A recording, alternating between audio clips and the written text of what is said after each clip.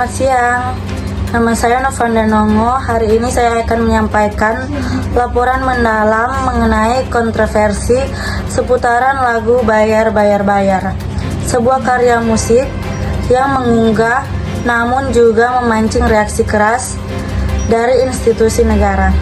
Lagu Bayar Bayar Bayar yang dibawakan oleh band punk indie asal Sukatani menjadi viral setelah dirilis secara publik.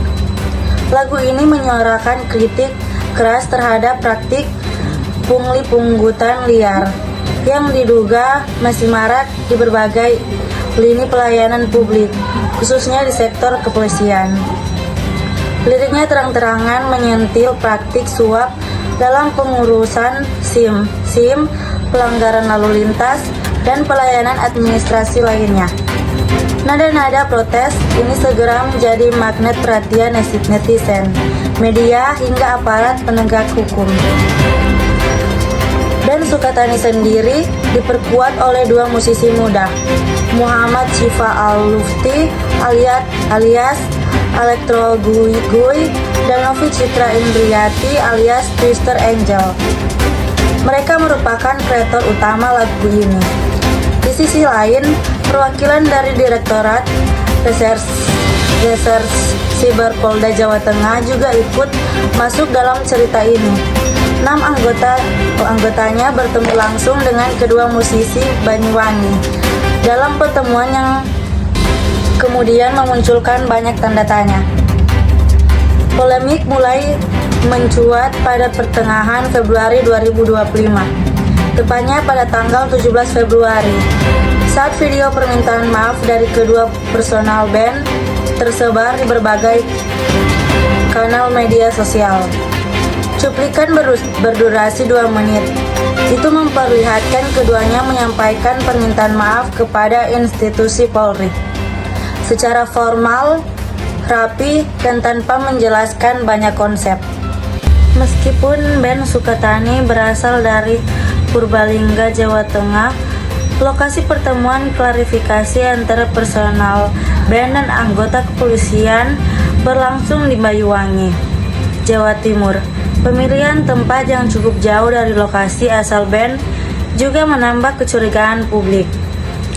Kontroversi utama berasal dari substansi kritik dalam lagu tersebut, melalui lirik-lirik yang repetitif namun tajam. Lagu ini mempermasalahkan fenomena pungli dan perilaku tidak etis dari oknum aparat. Meskipun kata oknum sempat disebutkan dalam beberapa pernyataan pembelaan publik, dan pihak kepolisian menilai bahwa lagu ini bisa menyerang citra institusi secara keseluruhan. Situasi memanas pasca dirilisnya video permintaan maaf dari personel band. Banyak pihak menilai video itu direkam dalam tekanan, sebab tampilannya yang terlalu formal dan kurang menunjukkan ekspresi alami. Apakah ini permintaan maaf sukarela ataukah ada unsur paksaan? Isu ini kemudian berubah menjadi perdebatan soal kebebasan dan berekspresi. Masyarakat sipil, aktivitas HAM, hingga pengamat kebudayaan mengeluarkan kecaman terhadap dugaan intervensi terhadap musisi independen. Organisasi HAM global seperti Amnesty International bahkan turut menyoroti kasus ini dan menyebut bahwa tindakan intimidatif terhadap pelaku seni berpotensi melanggar hak sipil. Sementara itu, media sosial dibanjiri dengan dukungan moral terhadap band Sukatani. Meski demikian, sejumlah tokoh juga mengingatkan bahwa kritik tetap harus disampaikan secara konstruktif dan tidak memprovokasikan publik, terutama bila menyangkut institusi negara dan menjaga ketertiban. Berikut rangkaian kejadian yang memicu dan membentuk polemik ini.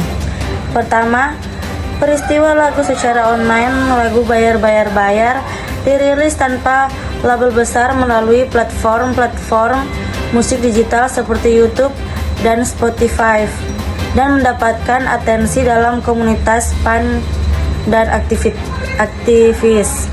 Kedua, respon netizen dan komunitas.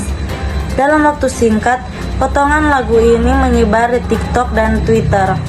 Banyak yang mengaitkannya dengan pengalaman pribadi terkait pungli atau pelayanan publik yang tidak transparan. Ketiga, pertemuan klarifikasi. 6 anggota Direktorat Siber Polda Jateng mendatangi Ben Sukatani untuk mengadakan klarifikasi di Banyuwangi. Tidak ada pendampingan hukum atau mediasi dari lembaga independen yang menimbulkan kekhawatiran akan potensi tekanan struktural. Video permintaan maaf beredar tak lama setelah pertemuan itu. Video permintaan maaf dipublikasikan ke publik. Penampilan dalam video terlihat kaku, terstruktur, dan menyampaikan pernyataan yang berkesan yang sudah disiapkan. Kelima, pemeriksaan internal oleh Propam Bidang Propam Polri menyelidiki peristiwa ini. Keenam, klarifikasi dari Pak Kapolri. Jenderal Listio Sigit Prabowo merespon langsung sorotan publik. Ia menyatakan bahwa Polri tidak anti kritik dan justru terbuka dengan aspirasi masyarakat. Namun kritik sebaiknya disampaikan dengan cara yang santun dan konstruktif. Ayo jadilah bagian dari kampus kami. Bersama dengan Universitas Pembangunan Indonesia Manado. Unti Maju Kampus Merdeka Jaya.